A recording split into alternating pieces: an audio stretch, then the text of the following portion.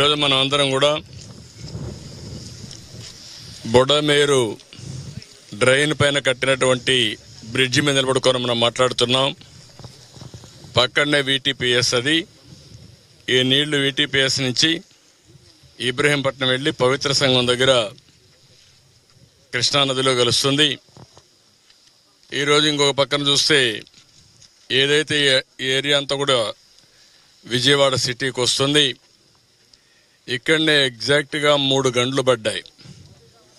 3 గంటలు పడితే గడిచిన ప్రభుత్వం ఏమాత్రం పట్టించుకోలేదు. పట్టించుకోకుండా ఈరోజు ఈ గంటల వల్ల పెద్ద ఎత్తున ఈ ప్రాంతానికి నష్టం వచ్చింది. ఏదైతే మనందరం బుడమేరు ఒక్కొక్కసారి చాలా ఫెరోషియస్గా వస్తుంది. అలాంటి ఫెరోషియస్గా వచ్చే ఈ బుడమేరుని కట్టడి చేయకపోతే ఆ నీళ్ళన్నీ కూడా విజయవాడ మీద పడే పరిస్థితి వస్తుంది. అదే నిన్న జరిగింది.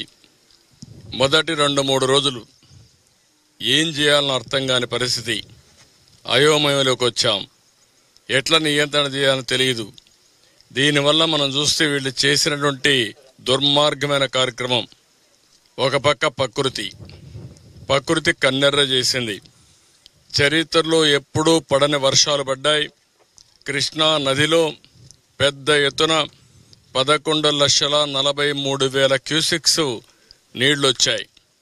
అదే సమయంలో బుడమేరు పెద్ద ఎత్తున వచ్చింది.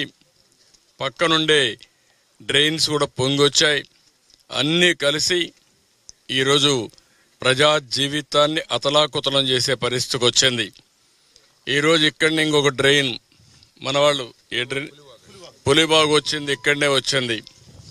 ఆ పులిబాగు వచ్చిన తర్వాత మొత్తం అది కట్ చేసుకుని అది వచ్చే ముందైతే అక్కడి నుంచి ఆ పులివాగు రావడం, పులివాగు నుంచి నీళ్ళన్నీ ఈ ఊర్లోకి రావడం వచ్చింది.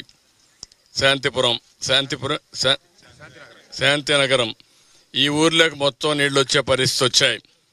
అక్కడ ఎప్పుడైతే బ్రీచ్ అయిందో ఆ బ్రీచ్ నుంచి మళ్ళా ఫర్దర్గా బ్రీచ్ అయి ఆ నీళ్ళన్నీ కూడా టౌన్లోకి 9 అడుగులు కిందికి కోసపోయే పరిస్థితికి వచ్చింది.